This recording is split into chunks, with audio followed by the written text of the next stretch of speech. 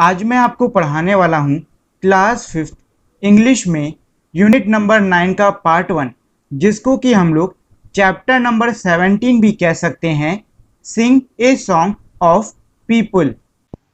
तो वीडियो को शुरू करने से पहले अगर आप लोगों ने अब तक इस वीडियो को लाइक, शेयर और मेरे चैनल को सब्सक्राइब नहीं किया है तो पहले तो आप इस वीडियो को लाइक कर दें, शेयर कर दें और साथ ही मेरे चैनल को सब्सक्राइब कर दें।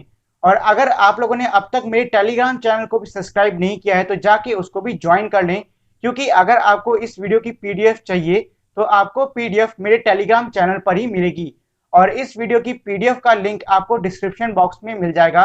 और साथ ही में अगर आप लोग चाहो तो डायरेक्टली टेलीग्राम से जाके भी कर सकते हो। तो आपको टेलीग्राम पे जाके सर्च करना है A to Z स्टडी, जो कि मेरे चैनल का नाम है। आपको वहां पे एक चैनल दिख जाएगा और आपको उसको ज्वाइन कर लेना है। सिंग ए सॉन्ग ऑफ पीपल मतलब कि लोगों का गीत गाओ, वॉकिंग फास्ट एंड स्लो, जो कि बहुत ही तेजी से यानी कि फास्ट चल रहे हैं और स्लो यानी कि धीरे से चल रहे हैं। People in the city up and down they go, और उन लोगों का गीत गाओ जो कि शहरों में रह रहे हैं और शहर में आगे पीछे या ऊपर नीचे आ जा रहे हैं। People on the side walk, वो लोग जो कि सड़क के किनारे चल रहे हैं।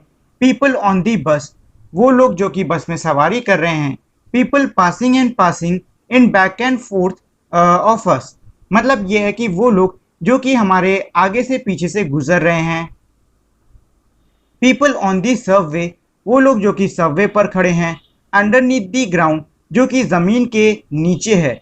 पीपल राइडिंग टैक्सीज, वो लोग जो कि टैक्सी की सवारी कर रहे हैं। Round and round and round, और उससे चक्कर लगा रहे हैं।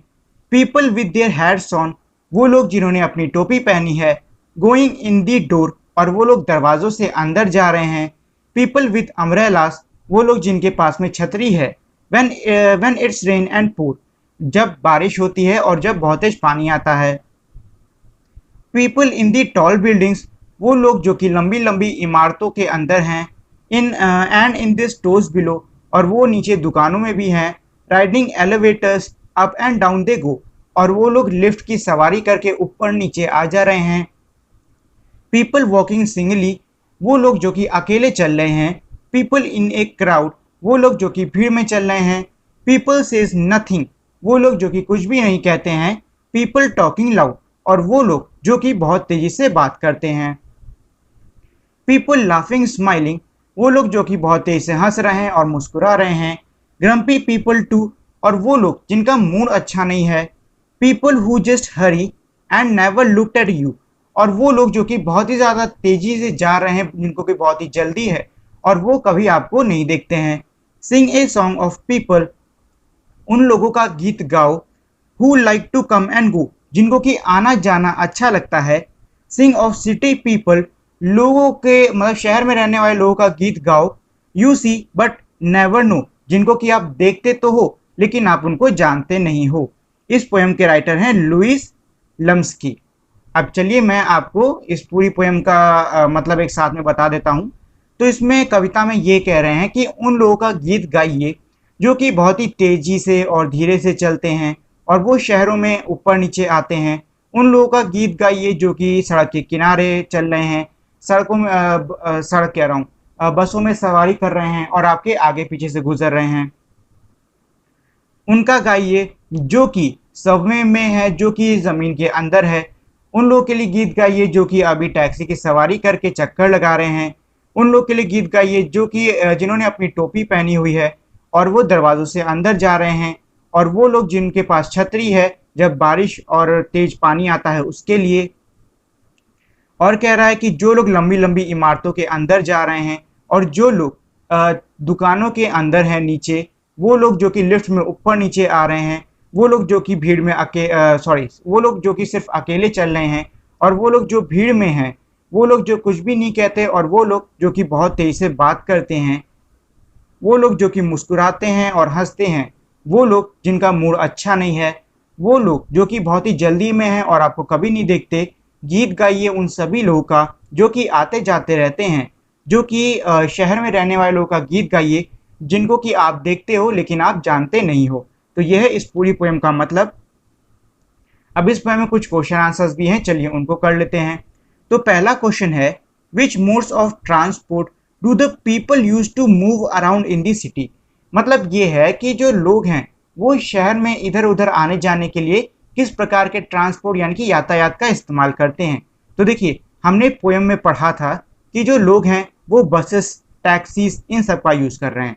People use buses and taxis to move around in the city. ठीक, अगला था what are the things that people carry with them while moving around. मतलब कि वो कौन सी चीजें हैं जो कि अपने साथ में लोग लेके चलते हैं जब वो कहीं जा रहे होते हैं। तो हमने पोएम में पढ़ा है हैट्स यानी टोपियों के बारे में और अम्ब्रेलास यानी कि छातों के बारे में। People carry their hats and umbrella with them. यहाँ पे विथ होगा आई आएगा, ठीक है, यहाँ पे यू हो गया, यहाँ पे आई कर लेना।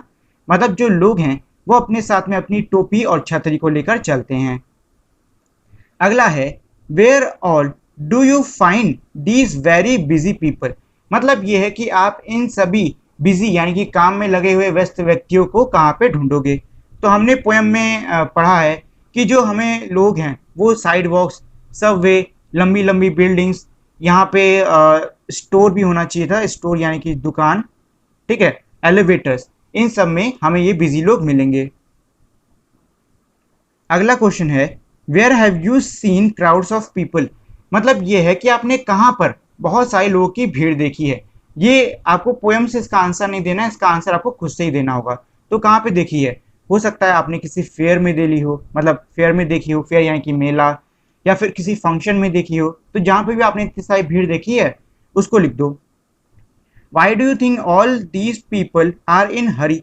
मतलब ये पूछा है कि आपको क्यों लगता है, मतलब आपको क्या लगता है, आप क्या सोचते हो कि ये सारे के सारे जो लोग हैं वो इतनी जल्दी में क्यों हैं। तो आपको जो भी रीज़न लगता है कि हो सकता है उनको देर हो रही हो सकता है उनको मतलब किसी काम पे जल्दी जाना हो, जो भी आपको रीज़न इसमें लग रहा है वो आप इसमें नीचे लिख सकते हो। अगला है language use. Let's write opposite words of the following words. मतलब ये कह रहे हैं कि नीचे ये हमारे कुछ वर्ड दिए हैं, आपको इन वर्ड्स के अपोजिट वर्ड लिखने हैं। जैसे कि स्लो का होता है फास्ट, ठीक है, स्लो का होता है फास्ट। बैक का मतलब होता है पीछे, और इसका होगा अपोजिट फॉरवर्ड यानी कि आगे। बिलो का मतलब होता है नीचे, नीचे का अपोजिट यानी कि उल्टा होता है ऊपर, जिसको कि इंग्लिश में हम कहते हैं अप। इसी तरीके से लाउड का मतलब होता है तेज या फिर तेज चिल्लाना, इसका अपोजिट होगा शांत यानी कि साइलेंट। अप यानी ऊपर, इसका अपोजिट होगा नीचे यानी कि डाउन। ऐसे टॉल यानी कि लंबा, इसका अपोजिट होगा छोटा मतलब कि शॉर्ट। इसी तरीके से क्राउड यानी कि भीड़, भीड़ यानी कि बहुत सारे लोग, इसका अपोजिट होगा एक अकेला व्यक्ति यानी कि इंडिविजुअल। और आखिरी हमारा गो, गो का मतलब होता है जाना, जाने का उल्टा होगा आना, जिसको कि इंग्लिश में हम कहते हैं कम। ठीक है, तो ये तो हो गए इन सब के answers. Let's listen, read and listen to these two poems with your partner and find out what are the things that the village child and the city child like. मतलब ये है कि नीचे ये जो दो कविताएं दी हैं आपको इनको पढ़ना है अपने पार्टनर यानी कि किसी साथी के साथ में, और उसमें फिर आपको पता लगानी है कि जो गांव का बच्चा है और जो शहर का बच्चा है वो कैसा है या फिर उसको क्या क्या चीज़ें चाहिए। तो चलो पहले तो ये जो विलेज चाइल्ड की पोएम है उसको पढ़ लेते हैं। My home is a house. मतलब मेरा जो घर है नियर ए वुड, वो नियर यानी कि लकड़ियों के, एक तरीके से यहाँ पे वुड लकड़ियों के लिए इस्तेमाल नहीं किया गया है, यहाँ पे जंगल के लिए इस्तेमाल किया गया है। ठीक है, मेरा जो घर है वो जंगल के करीब है। I like to live in street if I could. मैं सड़क के किनारे रहना चाहूँगा। लिव इन स्ट्रीट का मतलब ये नहीं कि सड़क में रहना चाहूँगा, नहीं नहीं नहीं, इसका मतलब है सड़क के किनारे जो कि बहुत ही बिजी इजी रोड रहती है उसकी बात कर रहा है कि मैं सड़क के किनारे रहना चाहूँगा अगर मुझे मौका मिले। I do wish someone lived near. मैं इसकी भी इच्छा करता हूँ कि काश मेरे पास में कोई रहता, मतलब मेरे घर के पास में कोई रहता। There is no one to play with at all. मेरे साथ खेलने के लिए कोई भी नहीं है। The trees are so high and so tall. जो पेड़ हैं वो बहुत ही ऊंचे और लंबे हैं। And I should be lonely for hours. और मैं घंटों तक अकेला रहता हूँ। Were it not for the birds and the flowers. अगर मेरे साथ में जो चिड़ियाएं हैं और फूल हैं वो नहीं होते तो मैं अकेला ही रह जाता। अगली जो पोएम है वो है सिटी चाइल्ड यानी कि शहर के बच्चे के ऊपर। I live in A city in A street, मतलब मैं शहर में रहता हूँ सड़क में यानी कि सड़क के किनारे। It is crowded with traffic and feets, यहाँ पे बहुत ज़्यादा ट्रैफिक रहता है और बहुत सारे लोग आते जाते रहते हैं। There are buses and motors, यहाँ पे बहुत सारी बस हैं और बहुत सारी मोटर यानी कि कारें हैं। एंड ट्रैम्स और टेम्पू है। I wish there were meadow and lamps, मेरी ये इच्छा है कि काश यहाँ पे मेडो और लैम्प्स यानी कि भेड़ें होती। द हाउस ऑल वेट इन अ रो, और जो घर हैं वो लाइन से एक तरफ से लगे होते।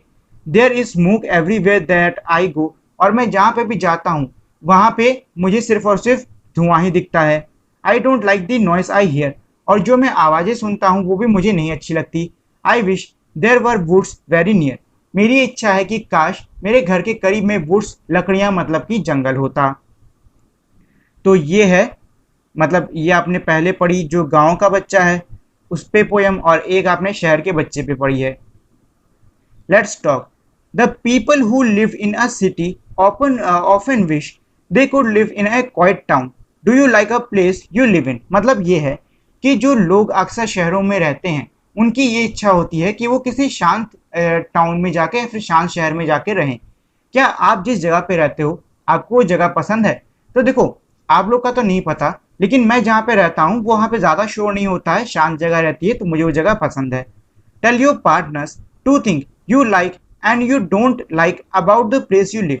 अब अपने साथी को आप कोई ऐसी दो चीज़ें बताओ जो कि आपको जहाँ पे आप रह रहे हो उस जगह के बारे में अच्छी लगती हो, और दो चीज़ें ऐसी बताओ जो कि आपको उस जगह के बारे में अच्छी नहीं लगती हो। ठीक है, अगला है लेट्स राइट।